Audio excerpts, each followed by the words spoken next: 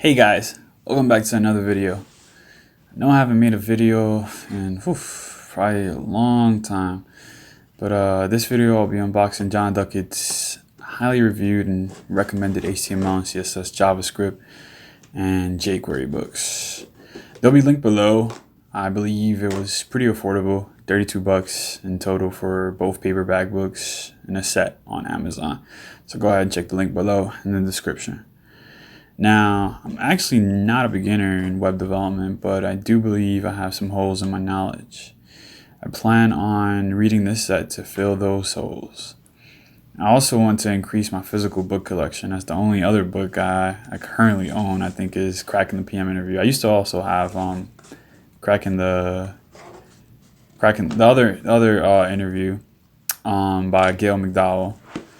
Cracking the Coding Interview, that's what it's called. My initial impressions on the books, they're beautiful. I've actually never learned coding directly from a book, but I have, while I was studying computer science over in Albany, most books I had or weren't required, or they just had a bunch of text, no visuals. So I usually turned to YouTube, the internet, Geeks for Geeks, W3 Schools, whatever else was online for learning. These books seem very digestible, although they're pretty thick, so FYI. One thing I really like is the beginning of the books each have a link to download the code presented throughout the series.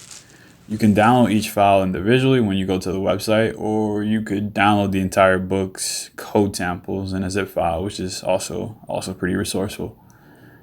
Although I still think you should type or write it yourself for learning purposes and memory. But if you mess up, you could go check it out there. Now, you might ask, why would someone who's not a beginner purchase these books? Because most people I saw review these books were talking about that these were mainly for beginners. But, well, first, humble yourself, because being a developer is about being resourceful. And although jQuery isn't as popular for newer projects, it is still widespread.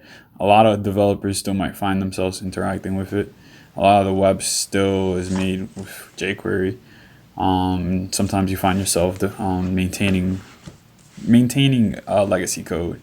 So it's a good tool to have in your toolbox.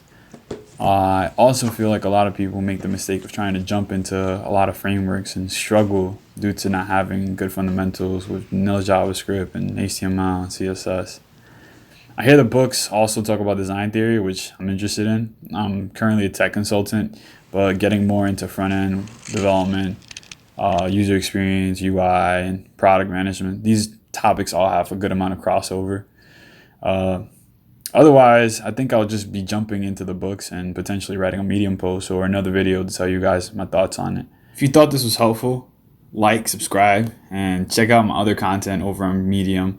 Post a lot over there about any thoughts I have on new product features and also anything I'm reading at the time. Catch you guys next time. Peace.